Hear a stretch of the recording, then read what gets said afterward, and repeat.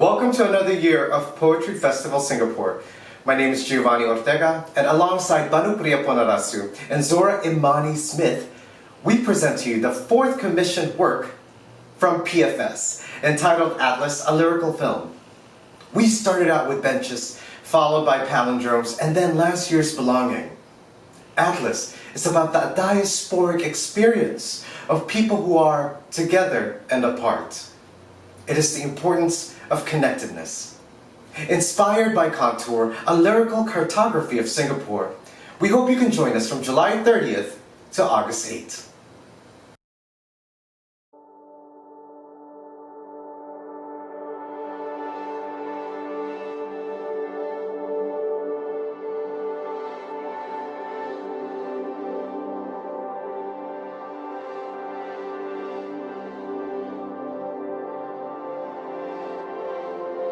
My generation. Let's go to the moon. Conquer the clusters of stars.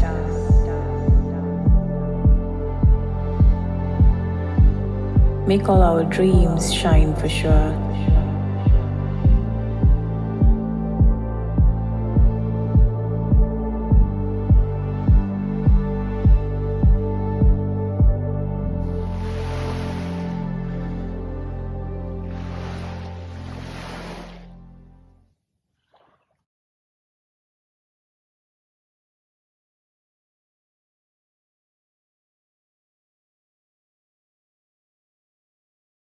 Hi everyone, my name is Cecilia and I'm a poet, and I'm going to be teaching a workshop at the Singapore Poetry Festival.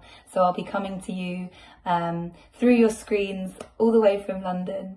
So the workshop is just going to be about opening up poetry even more in a really low pressure environment. We'll just do a bunch of exercises that are designed to be fun and to allow us to be free to discover what we need to say and give us the tools to say it in our own voices. So I'm really looking forward to it, and I'm looking forward to meeting you and seeing as many of you as possible there.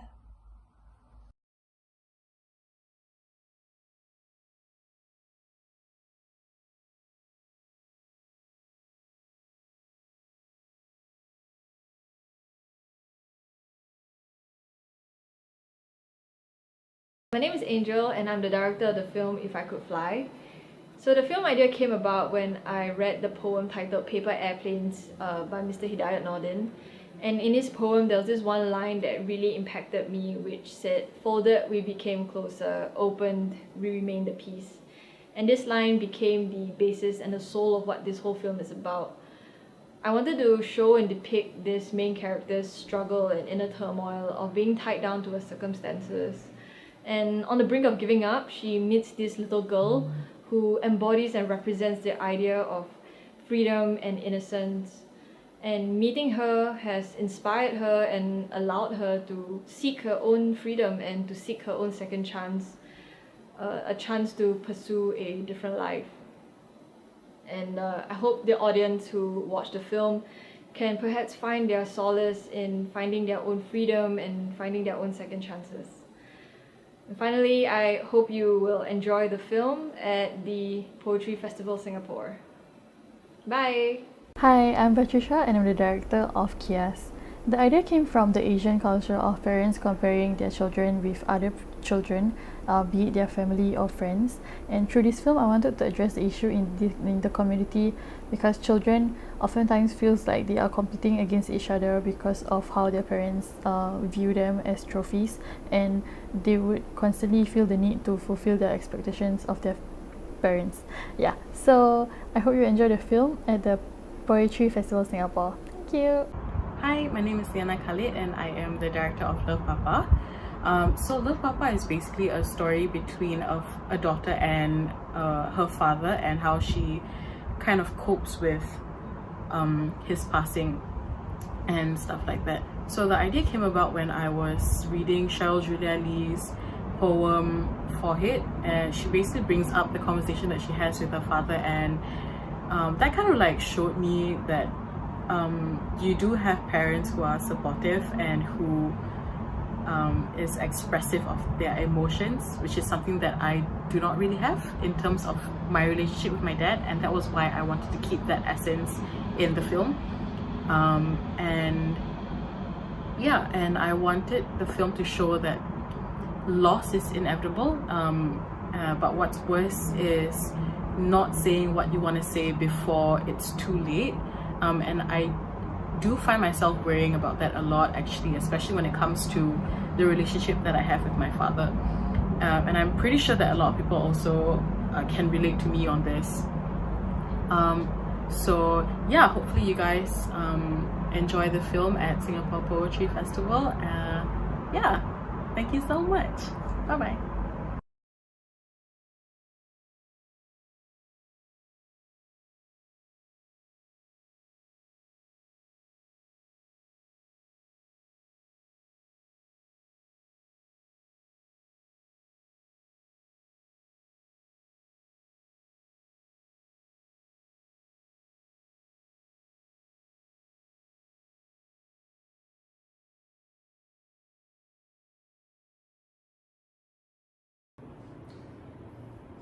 Ladies and gentlemen, my name is Ton Garcia, and on behalf of the Filipino Association of Singapore and the Singapore Poetry Festival, I'd like to welcome everyone on this gastronomic and poetic feast that we are hosting with our ASEAN friends from Myanmar, Thailand, Singapore, and the Philippines, as we share foods that are very close to our hearts and the poetries that evokes the feeling of longingness to the beautiful memories of our childhood and cultures back home.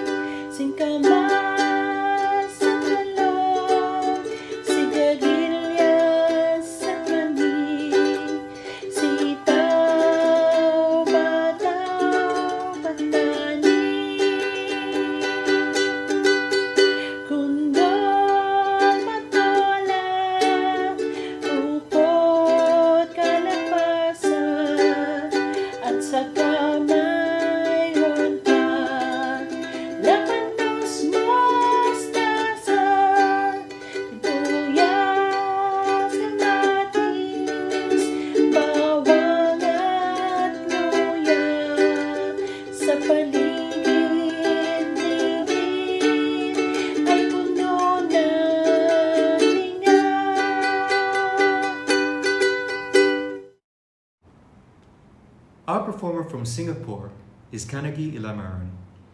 She's a preschool enrichment teacher and a grassroots leader. According to her, Singapore is well known as a gastronomic destination. The country has many traditional favorites, be it Chinese, Malay, Indian, or even international cuisines. She will be performing a Tamil poem especially written by her own father. One of my favorite and comfort foods will be thosai, which is a thin pancake or crepe originating from South India. Its main ingredients are black gram or ulundu in Tamil and rice, which are ground together into a smooth batter and let to ferment. Thosai is definitely a staple in all Tamil and South Indian households.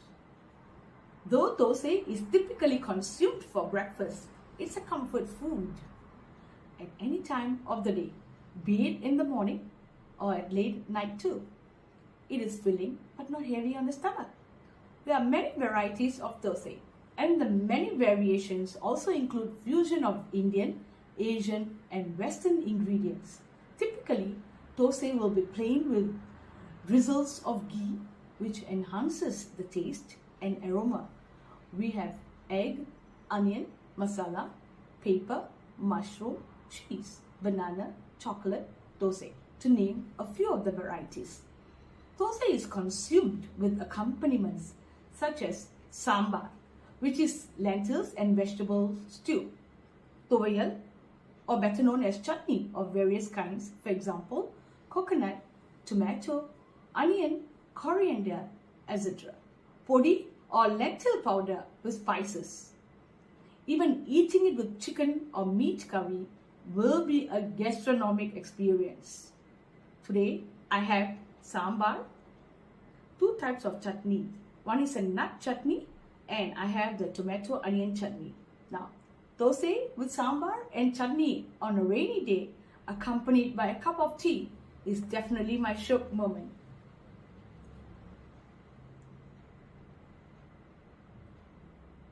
The poem that I'm going to recite is entitled Thosai. This poem was written by my father, poet Patheral Ilamaran. அனைவருக்கும் வணக்கம். நான் வாசிக்கவிருக்கும் கவிதையின் தலைப்பு தோசை. இந்த கவிதையை எழுதியவர் என் தந்தை உள்ளூர் கவிஞர் திரு பாத்தேரல் இளமாறன் அவர்கள். தோசை. 1க்கு 3ஆக உளுந்தோடு அரிசி ஊற வைத்தே அரைத்தெடுப்பார் இல்லத்தரசி. முன்னிரவு பதமாக புளித்த மாவு மொறுமொறுவாய் சுடுகல்லில் தோய்த்தெடுத்து எண்ணெய் விட்ட பொடி தேங்காய் மசியலோடு என்றும் காலை உணவாக தமிழர் உண்பார். வெண்ணெய் மசால் வெங்காயம் பேப்பர் தோசை விதவிதமாய் சுட்டுண்ண பலரின் ஆசை. தோசையின்றோ உலகமெல்லாம் பரவலாச்சு, அதன் சுவை கண்டு பல்லினமும் தொடரலாச்சு. தோசையின்றோ உலகமெல்லாம் பரவலாச்சு, அதன் சுவை கண்டு பல்லினமும் தொடரலாச்சு. ஆசை மிகு உணவாக பலருக்காச்சு, அட அதிக செலவுமில்லை பசி அடங்கலாச்சு. The poem describes the process of making the thosai right from the batter stage to the time it's ready, and it also showcases some of the types of thosai. For example, ghee, masala, onion, and paper thosai. Thosai is now popular amongst many worldwide. Many love eating thosai. Thosai can be gotten at an affordable price, and of course, it satisfies your hunger. Nietzsche Thang and her daughter Camille will be sharing to us food and poetry from Thailand. Nietzsche left her country 20 years ago and has since started her life here in Singapore. She would always cook Thai food for her friends and family because she believes cooking will always bring her back home, no matter where she is. เขียวหวานหอมละมุนกลิ่นหอมกรุ่นให้ชวนลงเด็ดโหระพาแล้วใส่ลงส่งกลิ่นหอมย่อมรันจวนเครื่องแกงโคลกละเอียดผัดละเมียดให้หอมหวนใส่ไก่เข้าลงรวนน้ำปลาชวนรสพอดีเติมหวานสักเล็กน้อยเติมผักหน่อยค่อยมีสิ่งใส่ชามได้พอดีพร้อมได้ที่มีรับประทาน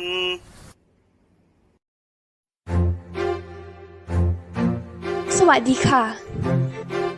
The first dish we have prepared is Thai green curry. I would describe this dish as warm and comforting. The spices and herbs in the green curry always reminds me of home, and I always find Thai food very special and unique.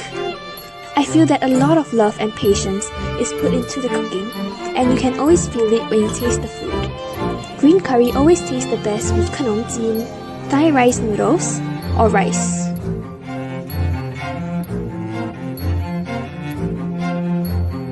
คุณค่ะ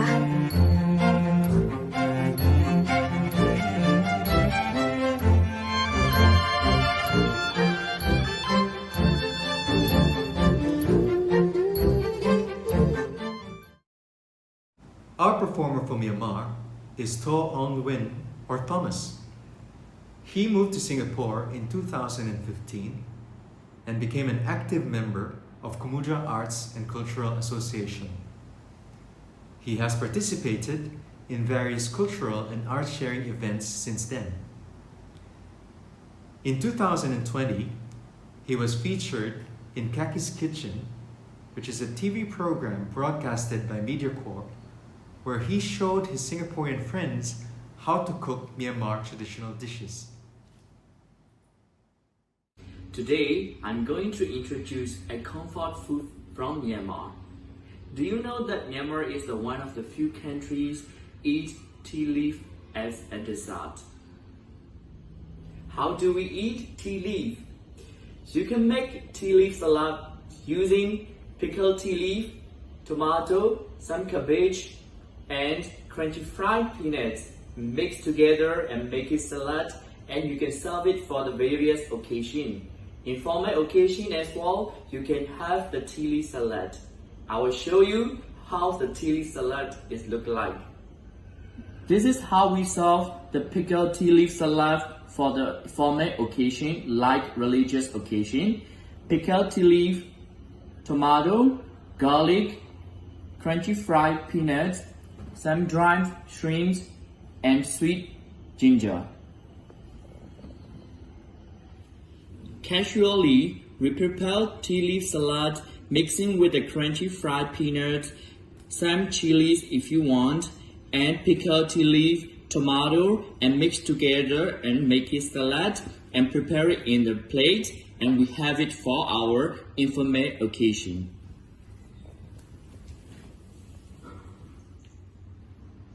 Tea leaf salad is one of the most famous comfort food in Myanmar because it's widely served for the afternoon snacks. When we have the chit-chat together with our friends, even we have it for our lunch or dinner and have together with the families. Today, I will be reciting a poem composed by Uji. Uji was the famous poet during the Komang dynasty because of his masterpiece rural poems. The title of the poem is Cho Pe Ra Hinyu, means how sweet the soup is. It is kind of 4 stanzas verse poem, very popular during Komang dynasty. Cho Pe Ra Hinyu. Dang Gaban Ye Ne Kinan Ye Go Nyang Cho Wingu Tao Li Queen Ni Nam to King Ne Yong Shingo Pan Ge Ba Li Tane Di Piku Day Ine Jilu Da Du Hikalo Amaro Ba Lai Share Li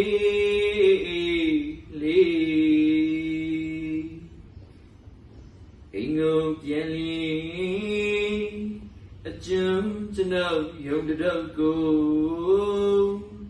Kwa So Yilan Jaku Kan Lo Branawa Yanu Nyago Wabya Take to Unadu Ne Catch you Niddy Sound down time we like day To be Ra Hinyo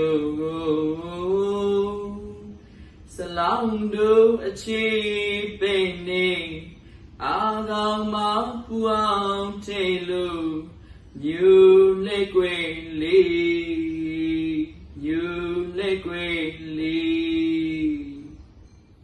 The poem said about the food and living culture of typical Burmese villagers. I will give you a short explanation on the poem. The wife asks her husband to hunt rabbit on the hills.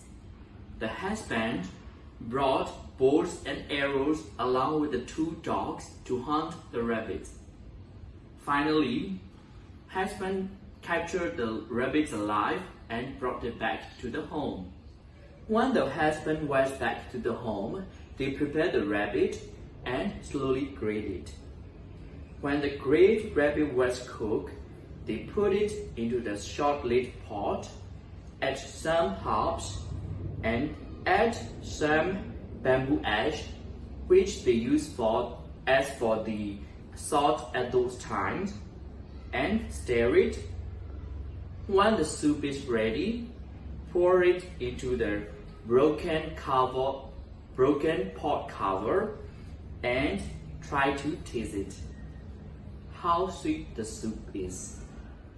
Thank you for attending today's event. I hope you enjoyed the poem and see you soon. Our featured poet Catherine Candano's writings have been published in the Asia Literary Review, Literature in North Queensland, Asian Shot, as well as in various literary anthologies and journals in the Philippines. She received full writing fellowships from top universities in the Philippines, as well as the University of Southern Indiana. She received the National Achievement Awards for Arts and Culture from the National University of Singapore and the Loyola Schools Award for Arts at the Ateneo de Manila University. She currently lives in Singapore, where she is a member of the National Poetry Festival. She's also part of the Ethos Books Get Lucky, an anthology of Philippine and Singapore writings, which was launched at the 2015 Singapore International Writers Festival.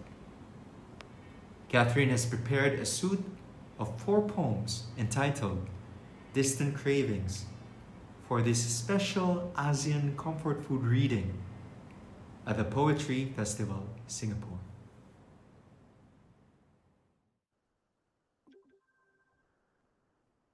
Thank you so much, Ton, for the kind introduction. I'm very excited to be here at the Poetry Festival of Singapore. The concept of memory, heritage, and community care is, in my mind, very intermingled in our sensory experiences as we have grown up, whether it's through what we taste through our mouth, what we smell through our nostrils, what we see through our eyes, or what we touch with our hands as we interact with food that nourishes us. This nourishing food brings a kind of shared experience to everyone who comes together at a table to share a meal. In the same spirit, I am very excited to be here with you to share a suite of poems that hopefully will do the equivalent of breaking bread together in this virtual gathering and feasts of talent. Today, I would love to invite you at this table, which has the sights, sounds, tastes, and smells of the Filipino culinary experience and memory in ASEAN and also across the world. This suite of poems that I've entitled Distant Craving aims to bring bravely the world of the Filipino overseas, living across our ASEAN region and the world, because I'm reimagining the comforts of their connections with food. For me, each poem is a dish that I am conjuring up for you, the physical sensations of human warmth, connection, and belonging, so that no matter how strong the cravings you feel, how distant you are from your homeland of birth, and in my case, the homeland of my birth, the Philippines, we are able to find a connection point at the table. The first piece I'd love to read for you is a prose poem entitled Tasting Nostalgia. Now, we know from our preferences growing up of what tastes really, really delicious is probably ingrained in our memory from childhood. And each taste bud, I assume, has a multitude of socialized memories that it builds upon. For me, one particular childhood memory that stands out is growing up in the Philippines, taking a 25 centavo coin and bringing it to the neighborhood general goods store and buying myself a very fun sweet treat that tasted a little bit of peanut and chocolate. It's called chocolate, like you see over here. Living overseas was nearly impossible for me to find such in a store, let alone replicated in my kitchen. So I realized that as I grew up, this childhood memory became a sought after treat if ever I would try to look for a souvenir to gift, to bring back to friends and family in Singapore after visiting friends and family in Manila. So I would find a supermarket or even at the airport gift shop. And in that journey, I would realize there's so many other people who are similarly living the nostalgia by finding food from their childhood that brings them a lot of comfort and joy. And even I've seen passengers on many flights out of Manila partake of these purchases at the airport. And whether or not you share this rare find to others through the souvenir gifting culture that we have in the Philippines called pasalubong, or you gift it to yourself as a way to honor your nostalgia for this comfort food growing up, both are equally really valid and really important to acknowledge as part of our cultural heritage. So this is the poem I'd love to read for you, Tasting Nostalgia. On the only overnight Northwest flight without babies, I sat beside a man en route to Dallas with his mid-weight belly and full-body tan, roused by his mumblings for something to eat. You could hear how it slithered out his throat in a delicious southern drawl. His was the voice of Mama's boys past, part cowboy, part ginger brew. You'd be fooled into thinking he was just another Asian American, second, third, fourth generation. His parents probably cursed the heavens when he spoke like that, having hauled their bodies off the boat's stifling screams in their 150 ancient overlapping tongues. No one could tell he still had brine on his tongue from the ride over years ago. If only he hadn't taken out the bag, sheer like stretched gum, and laid out a stash of candy on his lap, culled from the shelves of the airport gift shop in Manila. He wanted a little something for the nieces, and he found it 20 minutes to boarding. Local favorite, swaddled in wrap, nutty chocolate bar, spreaded chocolate. After all these things, he said, running his fingers through the display, would have been stale off the rack of some Asian deli back home. You were lucky to find anything you were weaned on back there, hidden, under all that mooncake left after Chinese New Year's. His hands moved on Pacific time now as he laid out what he meant to bring back for baby and little Rose. Seeing the packet glitter in his lap, he held his breath. Here, en route to Dallas, he found his mama again, slipping him a bar in each fist before walking to school. It was basking warm in the islands, but his candy never melted in that climate before they moved. As the plane hovered over the Pacific, it became clear any reunion would be bittersweet. Him on the rebound and after kicking the cabin cold. He fumbled with the paper and foil encasing each bite, popped the peanut-tinged bonbons into his mouth, one after another, looking for anything homespun, anything to tide him over the long haul. Man was so strung up on the sweetness he missed he barely chewed. Downing one after another, lightning quick, he bit down on his tongue twice.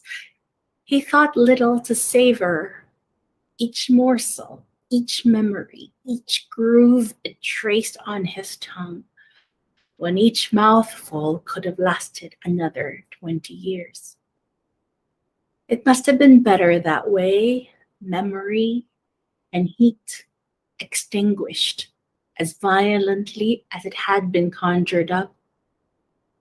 The nieces had been saved a lifetime of craving. And had he delayed his pleasure till touchdown, the dogs would have sniffed his nostalgia out. The second poem I'd like to read for you is entitled Substitute. This poem is about my memories of glutinous rice and the connective tissue of our region around families who cook together, signified or symbolized through this glutinous rice, and to stick together. In the Philippines, this glutinous rice is spiced, it's flavored with broth, meat stock, and it's a one-dish meal for a family or a village. It's one dish I consider to be most impressive, colorful, while also intimidating for me to recreate. It's also having a distant cousin across the Southeast Asia region, whether it's turmeric flavored rice and onions, whether it's dumplings through the Dragon Boat Festival, or even more Western parent dishes like the Spanish of paella. To me, the colors of this dish and the flavor bring about the bright sunniness that is an affinity that we have in our tropical ASEAN region.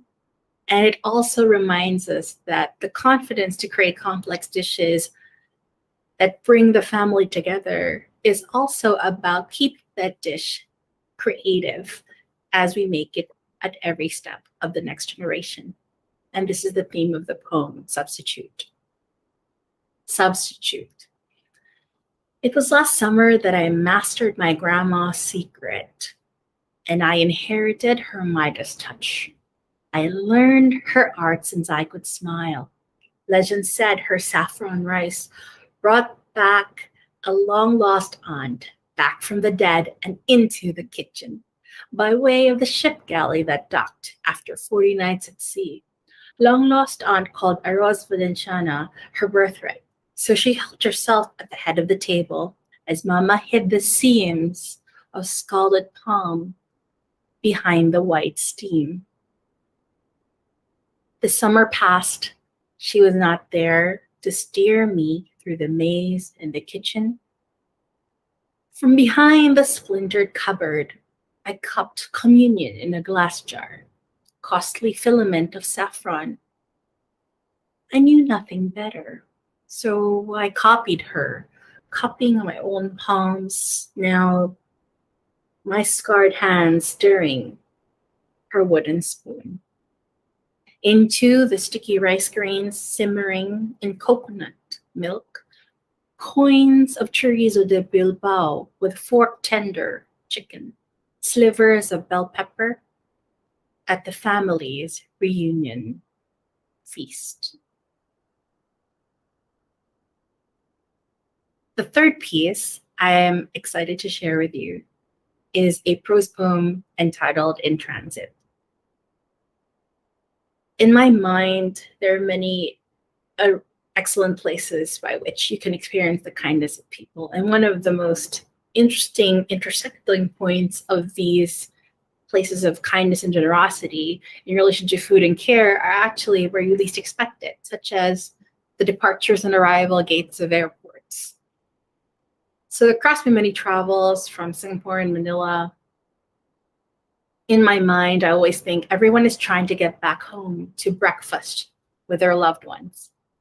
And when you say breakfast to me and my loved ones, I am imagining a plate of garlic stir-fried rice, cured meats, and a lovely glistening fried egg, ready with a morning coffee and a newspaper at home. So these memories of arriving in time from the transit to your perfect breakfast in the Philippines, in Singapore, these will always include family to bring a little taste of home wherever home may be. In transits. Grace, we rarely met, but in my third country, Ireland, I watched you in admiration, in your many guises. I have seen you at Airport Passenger Terminal number 1. Last March at boarding gate 3, we met. A delirious man in his 70s on the arriving flight. He wanted the purser to get him a phone booth quick to call his only daughter. You and I saw the neatly written numbers, seemed like letters smudged together on a slip of paper, T-logged with turbulence from the flight over. You helped him with patient permutations of numbers while he prayed. That led to her voice on the other end of the line. Do you remember in June, the tiny wanderer found at boarding gate 10, alone, desperately trying to reach the water fountain by herself? When you met the sobbing girl, you dashed down to the only boarding gate that would soon see snow, as she said. Her parents, an elderly aunt, clasped her in arms, 3 travelators down at gate 14 before they sealed up the plane's metal door. In September, do you remember the threadbare family of 8? Their fuel stop sent them here, on detours to live on to Dubai, and having only dirhams at midnight.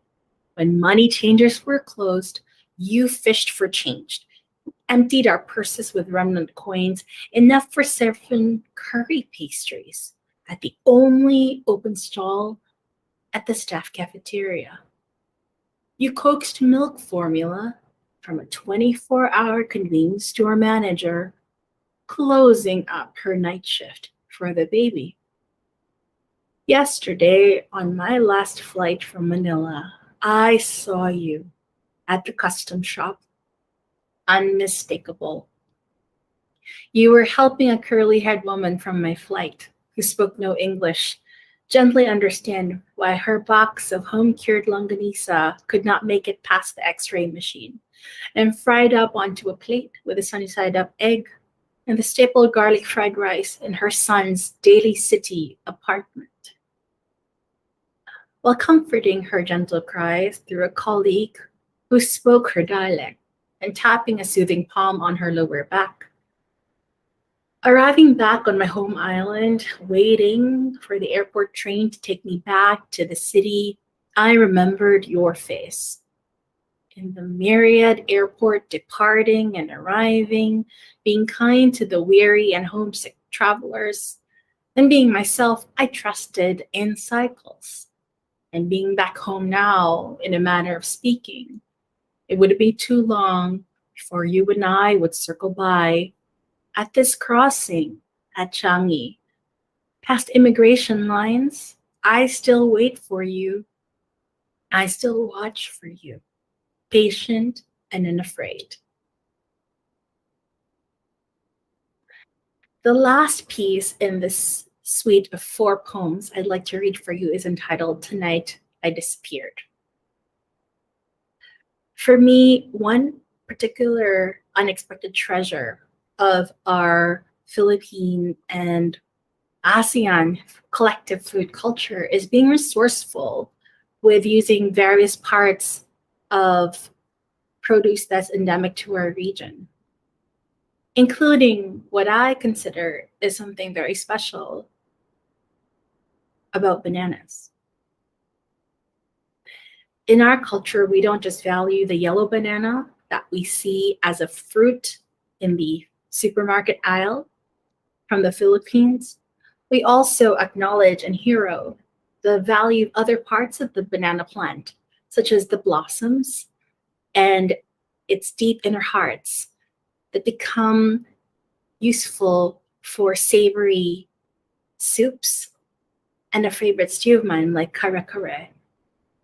It's a kind of adventure to carry this kind of understanding of hidden ingredients that are available in plain sight, but only you, having grown up with this understanding, this deep understanding, can herald its versatility and its cultural value. This is a great example of that, this banana blossom or banana heart. Tonight I disappeared. With the forest of banana blossoms and its leafy covering tucked into my suitcase. At first, I doubted its carrying capacity, so I took necessary pain to keep its tear-shaped leaves intact upon crossing. I sectioned each shy maroon crown from touching the others. I wanted to preserve the memory of its habitat inside the suitcase, the equidistant, thick fronds of green unripe bananas hanging gently for the harvest. With some effort, I managed to coax the zippers to close against a collective girth of bowls. I had swaddled its thickened roots with wet newspaper and ever so gently wrung out the water it held until the letters smeared ink on leaf and blossom, the headlines of the day from Manila. I folded a layer of silt and soiled bedding to hold each stem, each palm upright, and to cushion what I imagined were its most tender hearts. In my new home, the innermost heart of a nascent banana would take center stage, waiting to be served at the table, with no one the wiser of its perilous pilgrim's flight. I hope you enjoyed this suite of poems with me entitled Distant Craving. It was such a pleasure for me as a Filipino Chinese living in Singapore across our ASEAN region to be part of this poetic feast. I'm super excited that we get to celebrate this unity and cohesiveness of our joint experiences around food and memory. I know that if we both and all of us jointly close our eyes, we will know that in our homes, the homes of our hearts, all these memories are alive. They are transcendent, harmonious, and they become very clear ways to bring a reassuring and comforting hug or a smile of a physical sense to our bellies. That said, I would love to invite you to read other poets who also explore similar themes by picking up a collection here that I am a part of called Get Lucky. It's a collection from Ethos Books of Filipinos who are writing about Singapore culture and Singaporeans who are writing about Philippine culture. Thank you very much. I am very grateful for this opportunity. Over to you, Ton. Thank you very much, Kathy, and to all our participants. We also would like to extend our gratitude to the National Arts Council, Mr. Eric Valles, Mr. Edwin Thumbu, Humble Bakery, and Books Kinokuniya. Again, on behalf of the Filipino Association of Singapore and the Singapore Poetry Festival, we hope that this inspires you to cook up more poetry feasts to celebrate our ASEAN region.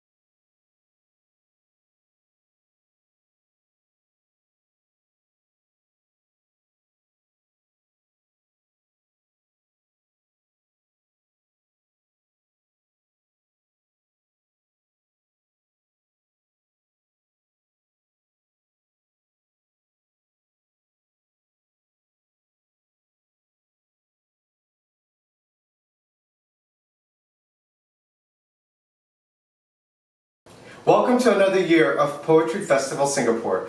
My name is Giovanni Ortega, and alongside Banu Priyaponarasu and Zora Imani Smith, we present to you the fourth commissioned work from PFS, entitled Atlas, a lyrical film.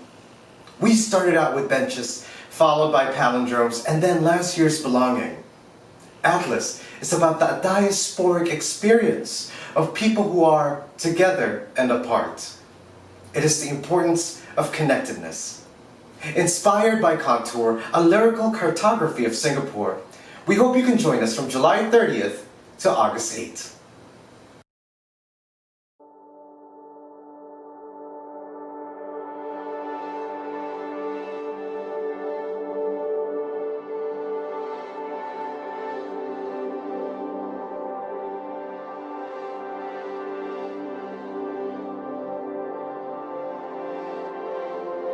My generation. Let's go to the moon. Conquer the clusters of stars.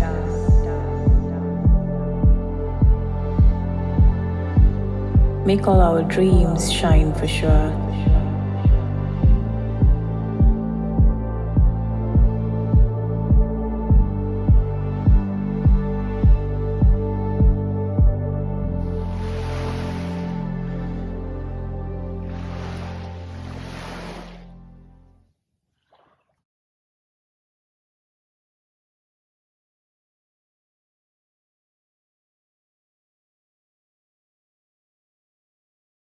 Hi everyone, my name is Cecilia and I'm a poet, and I'm going to be teaching a workshop at the Singapore Poetry Festival. So I'll be coming to you through your screens all the way from London. So the workshop is just going to be about opening up poetry even more in a really low pressure environment. We'll just do a bunch of exercises that are designed to be fun and to allow us to be free to discover what we need to say and give us the tools to say it in our own voices. So I'm really looking forward to it, and I'm looking forward to meeting you and seeing as many of you as possible there.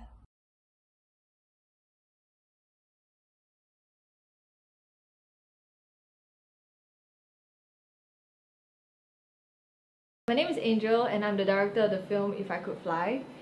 So the film idea came about when I read the poem titled Paper Airplanes by Mr. Hidayat Nordin. And in his poem there was this one line that really impacted me, which said, "Folded, we became closer, opened, we remained at peace." And this line became the basis and the soul of what this whole film is about.